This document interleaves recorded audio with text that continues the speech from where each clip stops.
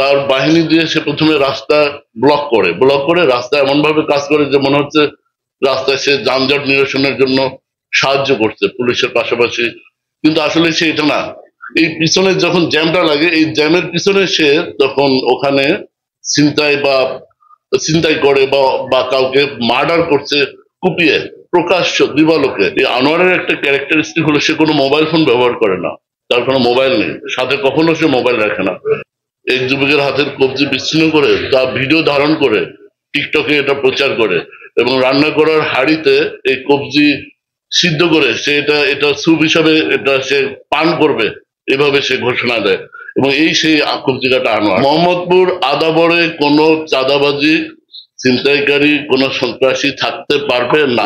আজকে আমরা একটা ব্রিফিং করব, আপনারা জানেন সাবজেক্ট ম্যাটার। তারপর আমি বলছি, রাজধানীর মোহাম্মদপুরে আলোচিত সন্ত্রাসী কবজিকাটা গ্রুপ এর প্রধান আনোয়ার ওরফে শুটার আনোয়ার ওরফে কবজিকাটা আনোয়ার এর গ্রেপ্তার প্রসঙ্গে র‍্যাব 2 গ্রেপ্তার করেছে। আমরা এ সম্পর্কে আজকে মিডিয়া ব্রিফের জন্য আপনাদের আমন্ত্রণ জানিয়েছি। ধন্যবাদ, আপনারা স্বতঃস্ফূর্ত সাড়া দিয়েছেন, আপনাদের মূল্যবান সময় নিয়ে আপনারা আসছেন, আপনাদের ধন্যবাদ জানাচ্ছি। তো আপনারা জানেন সাম্প্রতিক সময়ে, আমি শুরু করি তাহলে, হ্যাঁ শুরু করি, আচ্ছা ওকে। আপনারা জানেন যে সাম্প্রতিক সময়ে রাজধানীর মোহাম্মদপুরে আলোচিত সন্ত্রাসী কবজিকাটা গ্রুপ এর যে লিডার আনোয়ার মোহাম্মদপুর আদাবর এলাকায় বেশ কয়েকটি সন্ত্রাসী গ্রুপের সদস্য কর্তৃক খুন, হত্যা চেষ্টা, ছিনতাই, চাঁদাবাজি সহ বিভিন্ন ধরনের সন্ত্রাসী কার্যক্রম লক্ষ্য করা যায়। এ সকল সন্ত্রাসীদের বিরুদ্ধে হামলা ও ছিনতাইয়ের অভিযোগে রাজধানীর বিভিন্ন থানায় একাধিক মামলা ডায়েরি রুজু করা হয়। বিভিন্ন গ্রুপের সন্ত্রাসীরা নিজেদের মধ্যে আধিপত্য বিস্তারের লক্ষ্যে এক গ্রুপ আরেক গ্রুপের সাথে প্রতিনিয়ত সংঘাতে জড়িয়ে মারামারি, খুন খারাপি এবং ধারালো অস্ত্র দিয়ে জখম করার যে একটা অশুভ প্রতিযোগিতা আপনারা ইতিমধ্যে দেখেছেন, বিভিন্ন নিউজে করেছেন।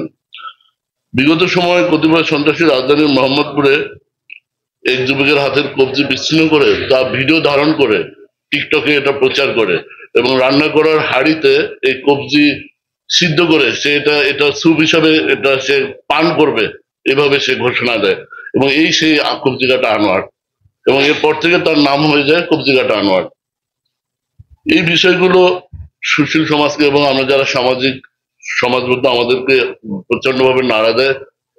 আমরা এরপর থেকেই এই কবজিকাটা আনোয়ার এই গ্রুপের প্রধান আনোয়ারের পিছনে আমরা মনোনিবেশ করি। আমরা গতকাল কেরানীগঞ্জ এলাকা থেকে দীর্ঘদিন অনুসরণের পর তাকে আমরা আটক করতে সক্ষম হই।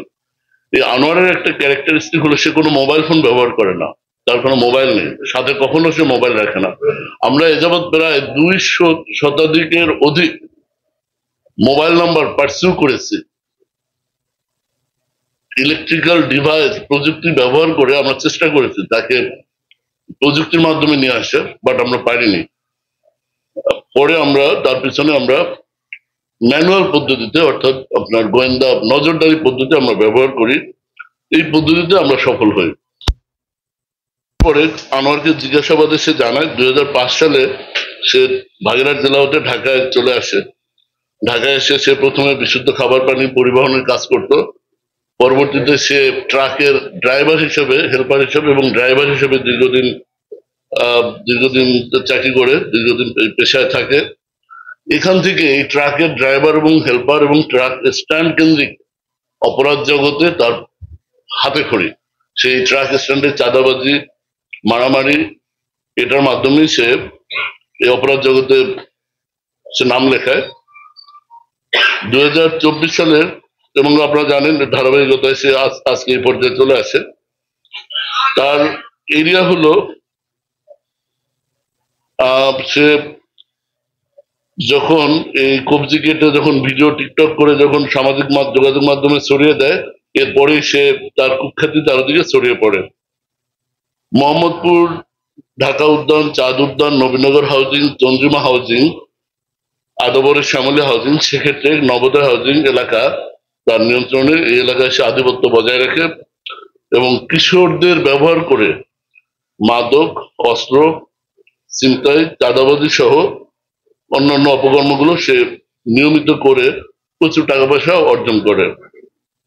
আমাদের একটা শর্ট ভিডিও আছে, সেখানে সে নিজেই স্বীকার করেছে যে আমি 3টা কবজি আমি নিজে কেটেছি। বাট আমরা জানি সে যাবৎ 7 থেকে 8টা কবজি কেটেছে, 7 থেকে 8 জনের কবজি কেটেছে। এছাড়াও সে প্রাথমিকভাবে আমরা বলতে পারি সে আইন শৃঙ্খলা রক্ষাকারী বাহিনীর নজর এড়িয়ে সে বিভিন্ন সময়ে বিভিন্ন ছদ্মবেশে সে এই অপকর্মগুলো অপরাধ করে। এমনকি তার একটা মডাস অপারেন্ডি হলো তার বাহিনী দিয়ে সে প্রথমে রাস্তা ব্লক করে রাস্তা এমন ভাবে কাজ করে যে মনে হচ্ছে রাস্তায় সে যানজট নিরসনের জন্য সাহায্য করছে পুলিশের পাশাপাশি, কিন্তু আসলে সে এটা না। এই পিছনে যখন জ্যামটা লাগে, এই জ্যামের পিছনে সে তখন ওখানে ছিনতাই করে বা কাউকে মার্ডার করছে কুপিয়ে, প্রকাশ্য দিবালোকে। এবং এইটার সতর্কতামূলক ব্যবস্থা হিসেবে তার অ্যাডভান্স টিম দিয়ে সে সামনে রাস্তাটাকে আটকে দেয়, আটকে একটা ব্লকেট তৈরি করে পিছনে তার সে নিজে এবং তার সাঙ্গপাঙ্গ নিয়ে টার্গেটের উপরে দিনে দুপুরে রাস্তায় কুপিয়ে হত্যা করে অথবা ছিনতাই করে। আপনারা জানেন তার সহযোগিতা আমরা ইতিমধ্যে ধরেছি, যেমন তার ব্যাকআপে হলো অ্যালেক্স বাবু, আপনার নাম শুনেছেন। এছাড়া তার বিভিন্ন মোহাম্মদপুর আদাবর হাউজিং এরিয়াকে সে বিভিন্ন সেক্টরে ভাগ করে এই সেক্টর কেন্দ্রিক এই অপকর্ম, চাঁদাবাজি, খুন, ছিনতাই এগুলো পরিচালনা করে এবং প্রতিটা সেক্টরের ইনচার্জ আবার কিশোর গ্যাং লালন পালন করে। এমনও দেখা গেছে কিশোর গ্যাংয়ের যে লোকটার হাতে সামুরাই, এই সামুরাইয়ের যে দৈর্ঘ্য, সামুরাইটা সে জাগাতে পারছে না, বাট এটা দিয়ে সে কোপাচ্ছে। কিশোর গ্যাংকে সে এভাবে ব্যবহার করতো এবং আপনার একটা ভিডিও দেখেছেন সে প্রশিক্ষণ দিত, মানে 2জন অ্যাডাল্ট ছেলেকে একটা ছোট 12-13 বছরের বাচ্চা সামুরাই দিয়ে কোপাচ্ছে দিনে দুপুরে, এবং সে বিহাইন্ড দ্য সিন প্রশিক্ষণ দিচ্ছে। হ্যাঁ, জোরে দাও, ডানে কোপ দাও, বামে কোপ দাও, এভাবে। এই ভিডিওটা আপনার ইউটিউবে আছে, আপনারাই করেছেন, পাওয়া গেছে। যেমন সেক্ষেত্রে তার যে সেক্টর ওয়াইজ তার অনুসারী হলো, তার সহযোগী হলো মাসুম, ইউনুস, রাফাত, হাসান, তুষার, রিফাত, টোকাই মাসুদ, এরকম আরো অনেক আছে। সেক্রেটারি এরিয়াতে প্রায় 16-17 জন যারা অপরাধ করে তার অনুসারী এবং তারা অপরাধ উপলব্ধ টাকা তাকে দেয়। নবোদয় হাউজিং এরিয়া প্রায় 50 জন, এবং এখানে 3টা কিশোর গ্যাং সে পরিচালনা করে। একইভাবে নবীনগর চন্দ্রিমা হাউজিং এ তার সদস্য প্রায় 60 জন। ঢাকা উদ্যান, নবীনগর, চন্দ্রিমা, এখানে তার সুপারভাইজার আছে 5 জন।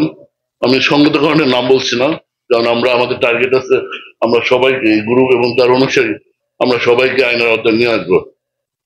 রায়ের বাজারে আছে প্রায় 50 জন। কৃষি মার্কেট, কাটারসুর, ঘাটারচর এবং বোটঘাট, প্রতিটা জায়গায় তার অনুসারী এবং তার গ্যাং সদস্যরা রয়েছে। এরা মাদক থেকে শুরু করে চাঁদাবাজি, ছিনতাই, সব ধরনের অপকর্ম করে থাকে। তো মোটামুটি আমরা তার আপন ভাগ্নে বেলাল, তাকে আমরা ধরেছি। আমি গত 1.5 মাসে, আমরা এখানে আসার পরে 1.5 মাসে আমরা 183 জন ছিনতাইকারী ধরেছি, এবং 183 জনকে আমরা আইনের আওতায় বিভিন্ন মামলায় আমরা দিয়েছি, তারা বিভিন্ন মামলায় জেল হাজতে আছে।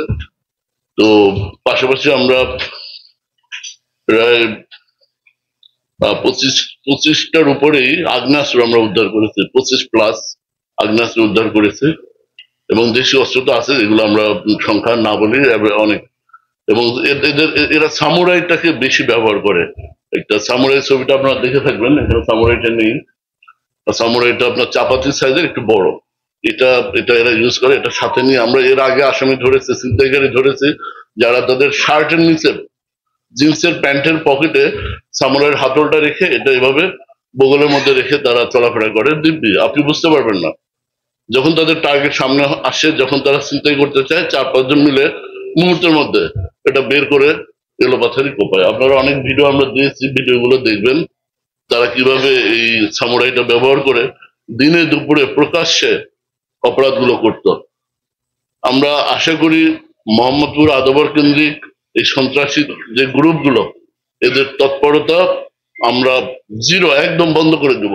এখানে যত বড় কিলার হোক, যত বড় অপরাধী হোক, সন্ত্রাসী হোক, মোহাম্মদপুর আদাবরে কোনো চাঁদাবাজি, ছিনতাইকারী, কোনো সন্ত্রাসী থাকতে পারবে না, এটা আমাদের মোটো।